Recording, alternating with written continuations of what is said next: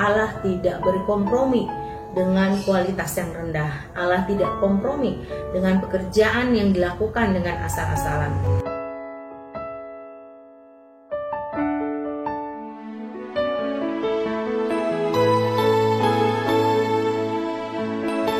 Hati-hati dengan tipe floaters.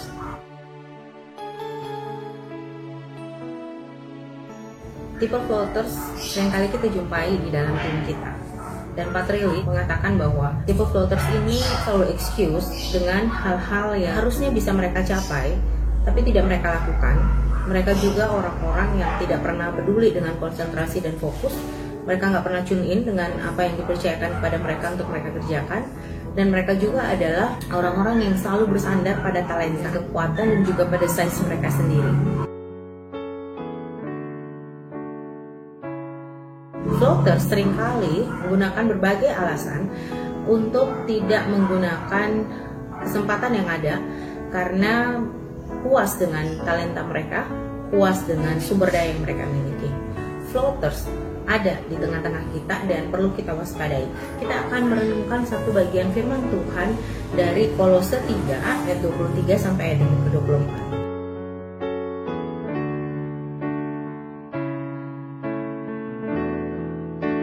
Ada perbedaan signifikan ketika kita berbicara tentang concentration dan fokus bagi executive corporate dan kita sebagai follower Jesus Christ. Bagi executive corporate, orientasinya adalah pada menang dan menang, menyenangkan customer dan juga peningkatan profit. Sementara bagi kita pengikut Kristus, orientasi kita adalah bagaimana kita menyenangkan hati Tuhan. Kalau berbicara tentang quality, bicara tentang excellence, kita juga berbicara tentang who God is. Allah yang sangat komit terhadap keunggulan dan kesempurnaan dalam segala hal yang Dia lakukan. Ingat ketika kita Kejadian menceritakan tentang penciptaan, setelah Allah selesai menciptakan, Dia memberikan penilaian sungguh amat baik. Karena Dia sangat concern dan Dia sangat komit terhadap kualitas yang unggul dan juga kesempurnaan dari karya tangannya.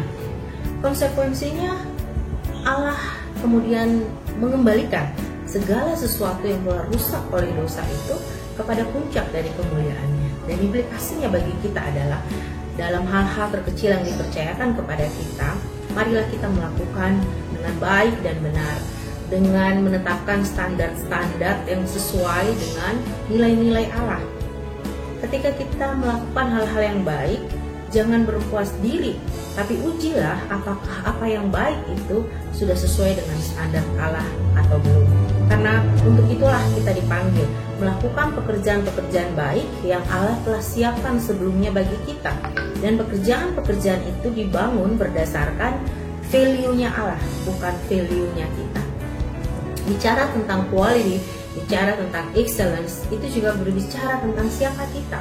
Mungkin kita sering mendengar ada orang yang mengatakan, do as I say and not as I do. Lakukan seperti apa yang saya katakan dan bukan lakukan seperti apa yang saya lakukan. Ini adalah prinsip dunia yang sekaligus mengingatkan kepada kita bahwa ada perbedaan antara kualitas dan bagaimana mencapai atau mewujudkan kualitas itu. Berbicara tentang quality, excellence, dan siapa kita juga perlu mengingat bahwa Allah tidak berkompromi dengan kualitas yang rendah. Allah tidak kompromi dengan pekerjaan yang dilakukan dengan asal-asalan. If you play with people, kamu akan menjadi orang-orang yang konformis. But if you please God, kamu perlu bersiap-siap untuk terpisah dari kelompok orang tertentu misalnya, karena kamu menyenangkan Allah yang secara value, secara standar itu berbeda dengan kelompok di mana kamu berada.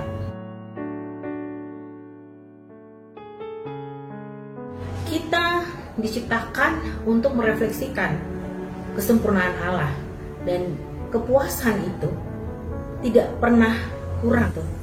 Apa yang membuat Allah senang, apa yang membuat Allah puas adalah kesempurnaan, adalah kekudusan. Tapi di sisi lain dikatakan Allah juga mengasihi kita dan menerima kita apa adanya. Konsekuensinya adalah di dalam Filipi 1 ayat 6 dikatakan Allah melanjutkan pekerjaan-pekerjaan baiknya di dalam kita. Dan Allah menguduskan kita terus-menerus sampai pada akhirnya. 1 Tesalonika 5 ayat 23-24. Apa implikasinya bagi kita? Keep moving, teman-teman. Even in our faltering movements in His direction, keep moving. Kita perlu terus bergerak, kita perlu terus produktif, berjalan di dalam kekuatan yang diberikan oleh Roh Kudus. Jatuh, bangun, tapi tetap menunjukkan progres sebagai anak-anak Allah yang bersandar sepenuhnya kepada anugerah Tuhan untuk menjadi semakin serupa dengan Dia. Bicara tentang quality, excellence, dan cara berpikir kita itu sangat terkait satu dengan yang lain. Orang-orang menginginkan quality.